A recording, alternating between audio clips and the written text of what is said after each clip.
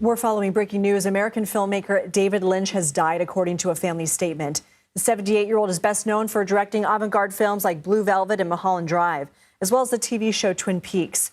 The cause of death is unclear, but Lynch suffered from emphysema toward the end of his life.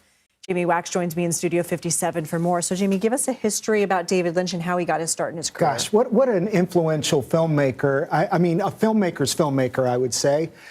He started making short films in his youth, and then, many people don't know, his career in Hollywood really took off in 1977 with the very unusual cult classic Eraserhead, which was seen by Mel Brooks, of all people.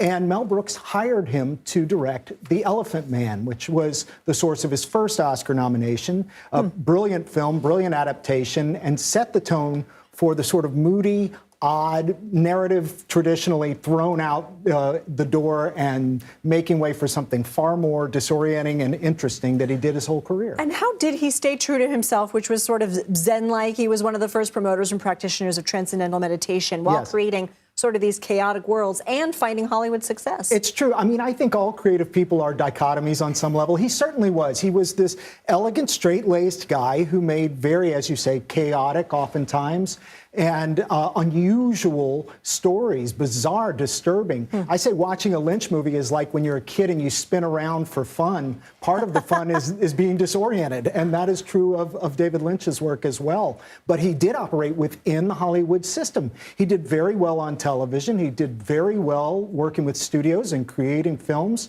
But he also had his big commercial misses that always had something creative and artistic for people to love. How was he able to find his footing in both television and film? It's an interesting thing. There are times when he created something as a film and people looked at it and said, no way. So he brought it to TV and vice versa. He has TV projects he brought to film. I think he just had a style, and I have to suspect, looking at his body of work, I think he was probably incapable of not being authentic in his storytelling, and somehow he came along at the right moment to find an audience for decades. You say that he was one of the ones evacuated due to the wildfires. What can you tell us? Well, I mean, he had emphysema. His family has said that it was traumatic for him to be evacuated from his Southern California home. And we're talking about a matter of days ago, and now we've lost him. And, you know, you think about this.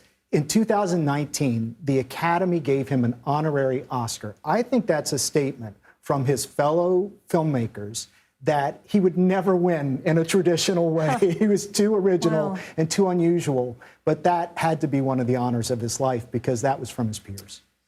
Jamie Waxx, thank you, as always. Thank you, Liz.